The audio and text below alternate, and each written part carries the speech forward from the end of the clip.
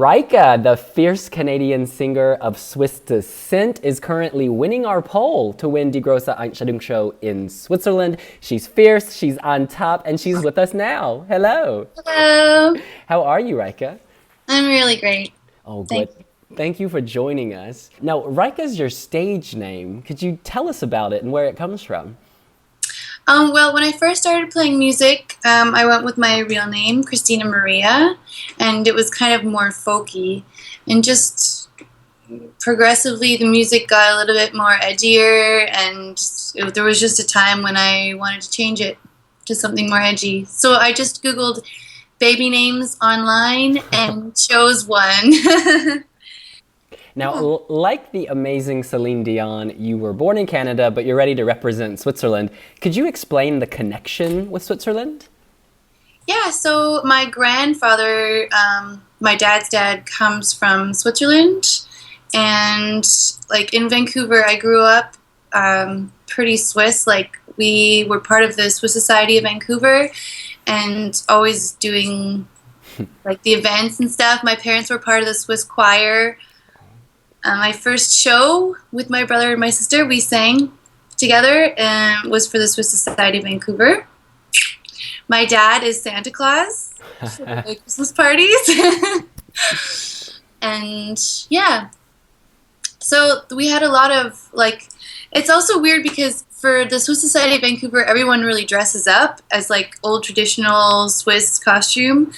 And then when I came to Switzerland in my teens, I was like, what's going on here? No one's dressed like how we dress in the Swiss club in Vancouver. So that's kind of funny. It's So, kind of somehow ultra Swiss, but not Swiss. It's weird. how did you end up in Switzerland? Did your parents decide to move the whole family? No, my parents they only lived in Switzerland for 1 year before I was born, so I was made here. But we came a bunch of times, like when I was a kid, and I really just came about 6 years ago with music, and then I started touring here and stuff. And what made you decide to enter the Einstellungsshow this year? Well, it's kind of just perfect timing because I have the new record, and somehow things just went perfectly. Like we didn't have a song for Eurovision, and then like we wrote a song, and it just worked perfectly, and it was a great song, and then everything just kind of naturally happened perfectly. So What it was that was songwriting process like? Did it come really easily, or did you have to struggle to get this? So I wrote it with two friends in Vancouver first, Mike James and Jeff Dawson, and we also wrote my last single, Movies, together. And we write a lot of songs together, and it's really, really fun, and they're really silly, and it's like really fun day when we write together. So we just sit in studio and just throw ideas around, and slowly, somehow, a song comes. And then I took the song to Toronto with Warren Livesey, and we produced it, and we tweaked a couple more things too. The Last of Our Kind, it's like, it's dark, but it's inspiring. There's a lot going on. When you heard it, or when you finished it rather, did you know this is the song for Einstellungsshow? Yeah, well, all throughout, I mean, we were writing for it. We were writing for Eurovision, and we kept that in mind and put in the key changes, and somehow, like with all the tweaks and everything, it just slowly became what it was, and yeah, I don't know how. It just really, I do know how. I mean, it's really, really great writing with all those guys and learning from them. And And hundreds of songs were sent into the submission. Were you confident you'd make it through? I mean, I kind of feel like for these sorts of things, it's nice just to wish and send it off, and then just see what happens, and just not try to hold on to it too much, because it's nicer when things happen when you're not expecting. So. And what's the message of your song? The message of The Last of Our Kind is kind of like, it's stand up for love in hard times, because I mean, I feel like you can always be like standing up for love when everything is nice and rainbows and unicorns, but when stuff gets hard, I think that's the most important time to be strong and stand for what you believe in. And are you thinking of anyone in particular when you sing this? I think just the world in general. I mean, it's all the time. At the Swiss expert check afterwards, you said that you were quite nervous. What were the feelings like inside of you?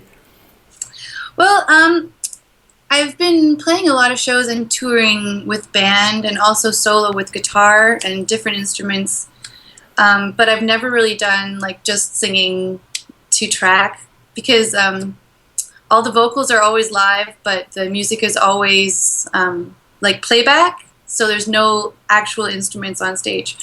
So that was kind of really different for me. And now I kind of have the feeling what it feels like, and I'm kind of just like thinking about it a lot, so I'll be ready. And on stage, you went back to black. You were looking fierce in that dress. It almost looked like a piece of art, like you had taken a trash bag and like made it fancy. Yeah, thanks. What were you going for? Well, actually, what I wore is actually exactly what I wore in the movies video when we filmed in the glacier. That was pretty crazy. I made the top actually out of garbage bags. So it's totally, yeah, and the bottom part I just got secondhand in a thrift store. It also really looks like garbage bags. So I'm just wearing a big giant garbage bag, kind of. It's so environmentally friendly. You are on trend. I am loving it. Recycling. And speaking of your song Movies, this is already being played on the Swiss radio. You have this fancy music video. Where were you the first time you heard the song on the radio? I was in Switzerland. I think we were in the car driving to a show. We were driving to Bern. And I mean, it's always so amazing to hear yourself on the radio. Just like, ah! So it's really, really nice. And it's really nice to hear, and it was, yeah. That music video, you're in a glacier, you're in the ice. Was it difficult to film?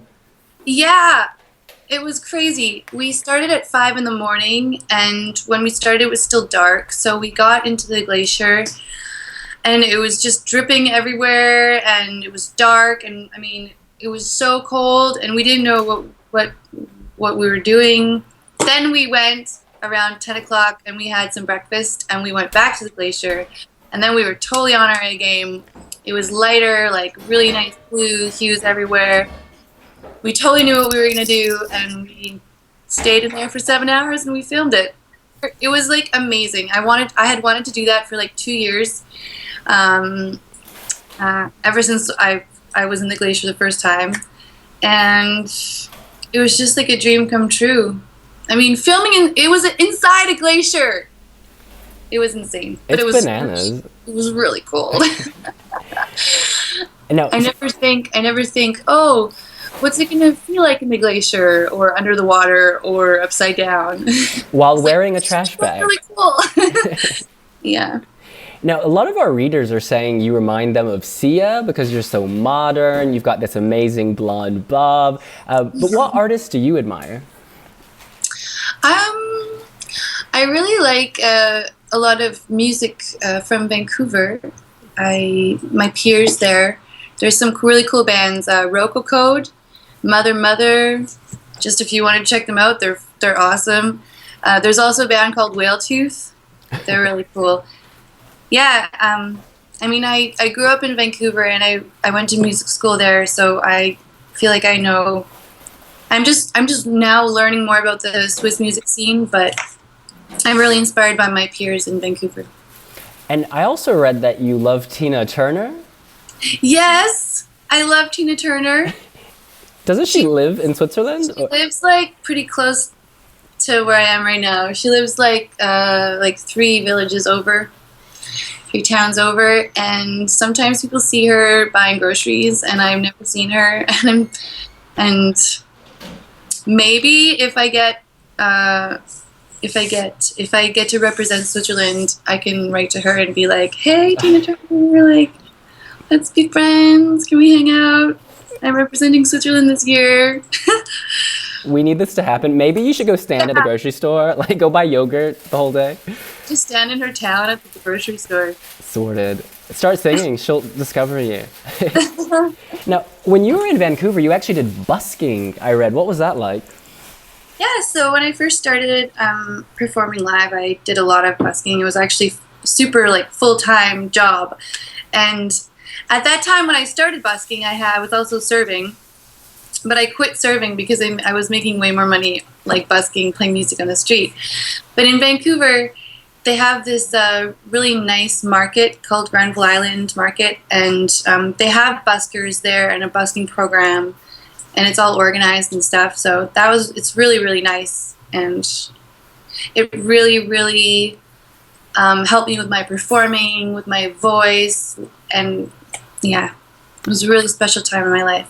It takes a lot of courage to do that. I mean, because the perception I have is that sometimes people, not that they're cruel, but, you know, people aren't always friendly. Was it a challenge, or is it something you just do and then you get over and it's fine? People were actually really amazing. I had really few times when people were mean, or mostly it was really, really super positive. From what I can remember, also busking downtown at the Vancouver Art Gallery. Everyone's really positive. Oh, that's great. It's probably because you're so talented. Now, Rykka, do you have a message for all of your new fans and supporters on our website, wiwibloggs? I just wanted to say thank you so much. It's so amazing just to see all the support that's coming in from everybody, and not even just from Switzerland or just from Canada. It's really from everywhere, all over Europe. And it's just really nice and amazing to see how Eurovision is like connecting everybody, and how people can experience things like with me, so we can do it together. That's really nice. Reika will compete in the final of Switzerland's Die Grosse Entscheidungsshow on February 13th. If you're Swiss and you want to see her represent you, be sure to tune in and pick up your phone to vote. Reika, thank you so much and good luck. Thank you.